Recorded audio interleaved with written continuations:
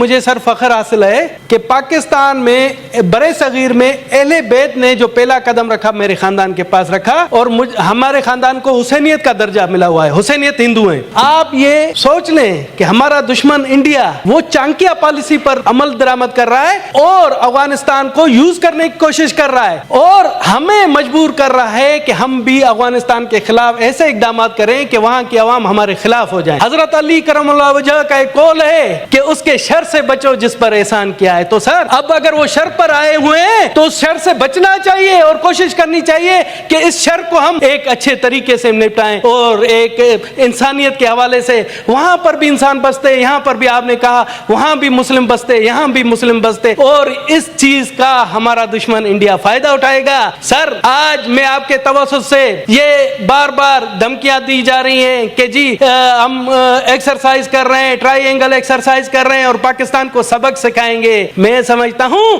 کہ اگر پاکستان پر بری نظر کی تو اب یہ 7-0 نہیں ہوگا، 70-0 ہوگا۔ سر پاکستان کی قوم، پاکستانی قوم غیرت مند قوم ہے، اور مودی جی میں آپ کو بتا دینا چاہتا ہوں کہ پاکستان کی 1 کروڑ اقلیتی برادری اپنی پاک فوج کے ساتھ ہے اور وہ فرنٹ لائن پر ہوگی۔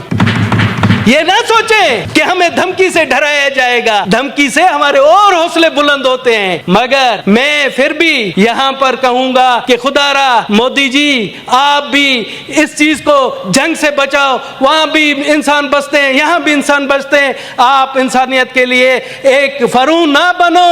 آپ دیکھیں مودی جی کو میں بتانا چاہتا ہوں، مودی جی آپ کی تو اولاد نہیں ہے، آپ کو کیا پتا کہ کتنوں کی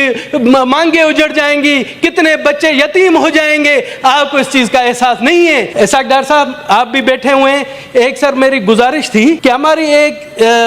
سندھ میں ایک ہندو بچی ہے، 5 سال سے 6 سال کی عمر میں تھی، اغوا کی گئی ہے، اس کا پتہ بھی ہے کہ جنہوں نے اغوا کیا ہوا ہے۔ وہاں کے وزیر داخلہ لنجار صاحب نے آن دا فلور کہا تھا کہ ہمیں پتہ ہے کہ بچی کس کے پاس ہے، ہم 1 ہفتے میں بازیاب کر کے آپ کو دیں گے، مگر آج تک وہ نہیں ہوئی۔ وہ جب بھی ہم باہر جاتے ہیں اتنا ہائی لائٹ ہوا ہے، ہمیں بار بار کہتے ہیں کہ یار آپ ایک ہندو بچی کو بازیاب نہیں کرا سکتے ہیں، تو آپ